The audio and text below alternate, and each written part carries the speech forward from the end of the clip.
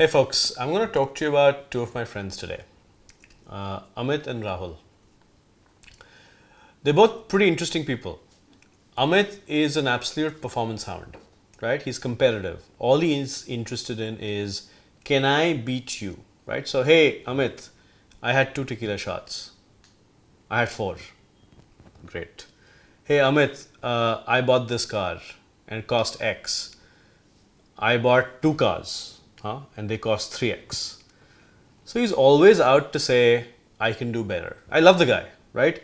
But his kick in life is, I can do better no matter what the dimension is, right? He's all about performance. Did I beat the benchmark? And in most cases, the benchmark is me. And honestly, he does beat the benchmark, right? So Amit, I love you, man, but I'm kind of tired of being always kicked the crap out of by you. But essentially, Amit's definition of success is, did I beat the benchmark and did I give you, or did I give myself, honestly, a better outcome?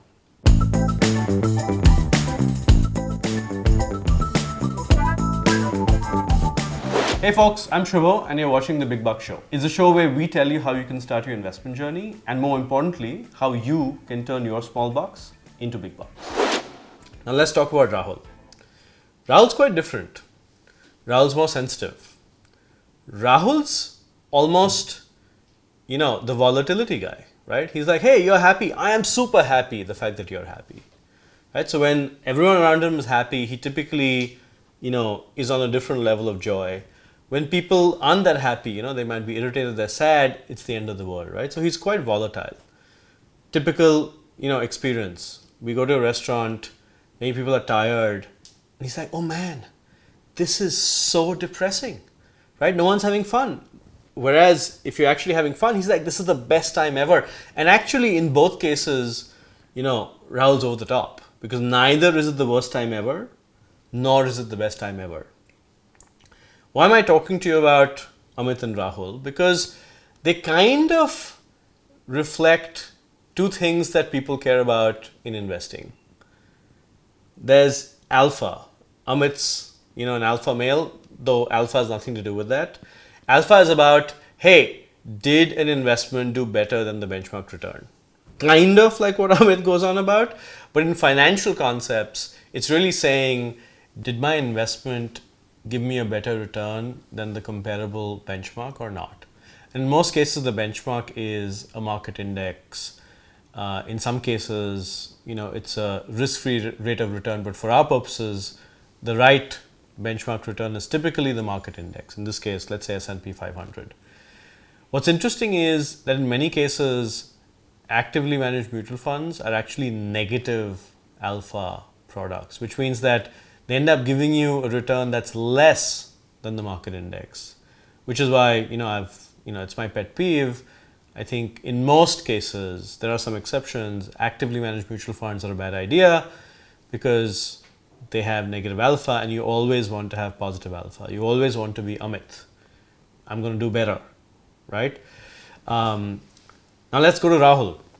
Rahul, reminds me of beta, which is how sensitive is a stock to the market's, upward or downwards movement.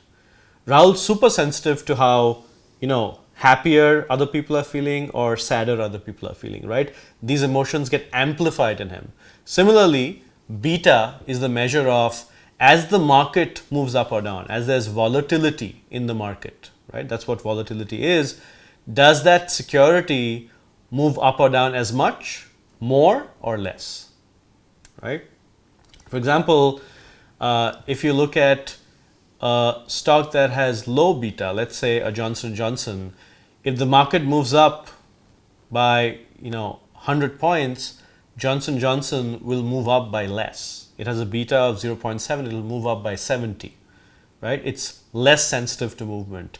Amazon, on the other hand, has a beta of 1.1. So if the market moves up by 100, Amazon's likely to move up by 110, right? Tesla has a higher beta. If the market moves up by 100, Tesla is likely to move up by even more. Now, why are these two alpha and beta concepts important? Because typically, as you get better alpha, the volatility also increases, which means that your risk increases. Though your average return may go up, the likelihood that you may suffer a loss also goes up. So now let's come to, my friend Ajay.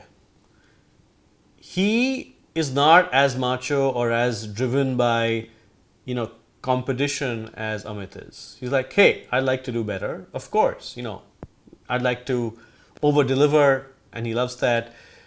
At the same time, he's empathetic, right? If someone's not feeling well, he'll change his empathy and his energy to match what's happening in the room, but he doesn't have extremes.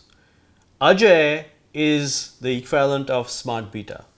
What is smart beta? Ajay's not smarter. That's not it, right? Ajay just looks to be more empathetic and deliver performance in a way that doesn't jar, right? That's in the social context. In the investing context, smart beta uses the following approach. Of course, we'd like to deliver better returns, but in a way where our volatility or our risk is reduced. How do you do that? In some cases, you spot opportunities to combine assets, right, that will in some sense work opposite each other, but at the same time, when there's a volatile market, will actually give you better returns, right? The net returns. In other cases, you apply different weights, and so you capture upside differently and therefore reduce volatility. So these concepts of alpha, beta, smart beta can be quite complicated, but I really like a blog I read recently, and you can access the link in the show notes or the description below, that lays out these concepts easily, gives you detail on how to think about it, and honestly also talks to you about how you can incorporate this in a way that doesn't blow your mind in the decisions you make, right? For example, are these investments typically positive or negative alpha? If they're negative alpha, why on earth would you invest in them? Are these investments extremely high beta or low beta? If they're extremely high beta, is there a way for me to get similar return without the volatility, right? So these are basic questions you can ask yourself. So take a look at the blog, and like I live with my friends Amit, Rahul and Ajay, you're gonna have to live with alpha, beta and smart beta. The only recommendation I would have is, maximize your alpha, minimize your beta, embrace smart beta. This is Shubho, and I'm signing off for The Big Buck Show. Hey folks, thanks for watching The Big Buck Show.